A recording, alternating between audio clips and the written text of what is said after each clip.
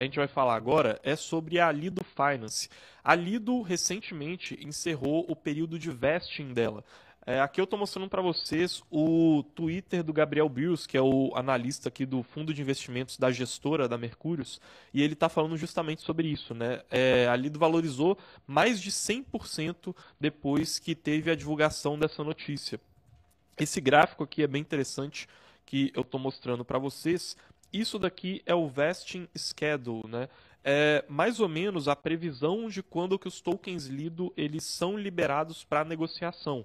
Então, normalmente, quando um investidor privado, um fundo de venture capital, né, que são esses investimentos de alto risco, ou então algum participante muito importante do projeto, ajuda ele lá no comecinho, ele ganha uma certa quantidade de tokens, mas esses tokens eles só são liberados depois de um determinado período, para garantir que aquela pessoa ela vai ter um alinhamento de interesses para continuar ajudando o projeto a crescer, porque senão ela já consegue vender aqueles tokens logo de cara ali e ela pode acabar não tendo mais esse alinhamento de interesses, né? Então, normalmente é para isso que serve o vesting. Apesar de que eu agora não sei exatamente se esse é o caso da Lido, tá? Também existem vários outros tipos de vesting, mas o importante aqui é entender que era uma quantidade de tokens que poderiam ser liberados no mercado.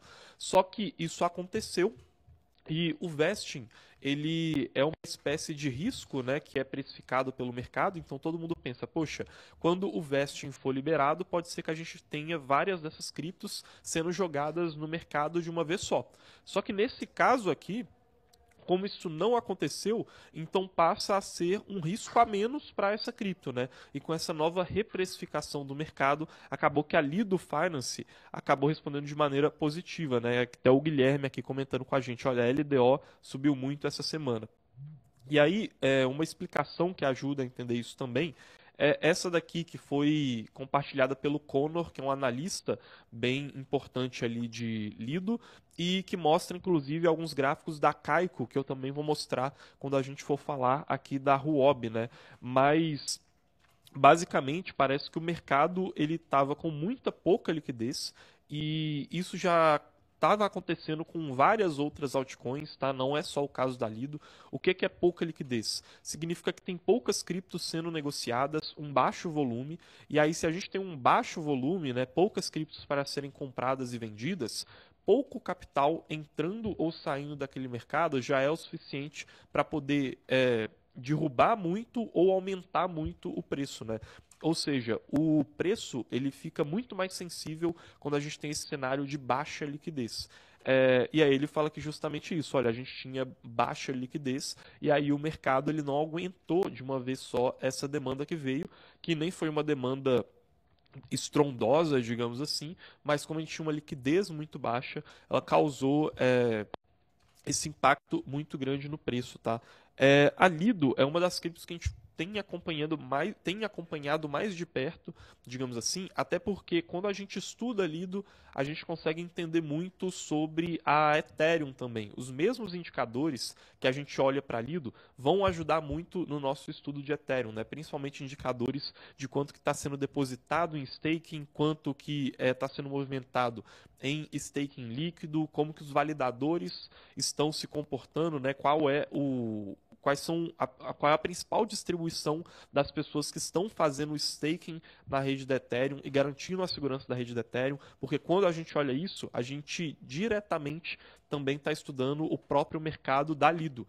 Não porque a Lido e a Ethereum sejam concorrentes, né? Mas para quem não está mais acostumado com como que essas duas criptos interagem, a Lido é como se fosse um portal que você usa para poder colocar os seus Ethereums em staking, né? Ethereums que vão garantir a segurança da rede da Ethereum, só que a Lido ela facilita isso principalmente para o pequeno investidor que não tem os 32 Ethereums que seriam necessários para poder fazer esse staking por conta própria. E ela também facilita, digamos assim, aquilo que a gente chama de staking líquido. O que é o staking líquido? É quando você quer colocar sua Ethereum em staking, mas você quer poder retirar ela no momento que você quiser. Só que lá na rede da Ethereum, esse mecanismo, esse ciclo completo ainda não está pronto. Então a Lido ela faz aquele sistema que você deposita o seu Ethereum e ela te dá um comprovante desse depósito.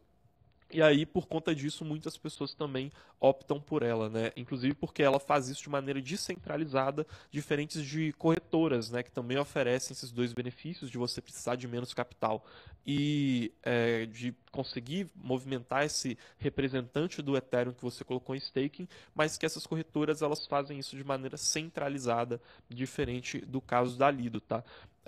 E é uma cripto que tem deixado a gente otimista em alguns sentidos, apesar de, né, um pouco mais, não vou dizer preocupado, mas um pouco mais em dúvida em outros, né? Até porque a gente ainda quer ver como que ela vai responder a essa concorrência de corretoras centralizadas e também como que a Lido Finance vai responder quando a gente tiver a liberação gradual, obviamente, dos Ethereums que estão em staking, né? Apesar disso, por si só, não ser motivo para o modelo de negócios de Lido acabar, né? Até pelo contrário, a gente pode ter um benefício desse modelo ou um malefício, a gente realmente tem argumentos bons dos dois lados e estamos acompanhando como que isso vai se desenvolver, tá?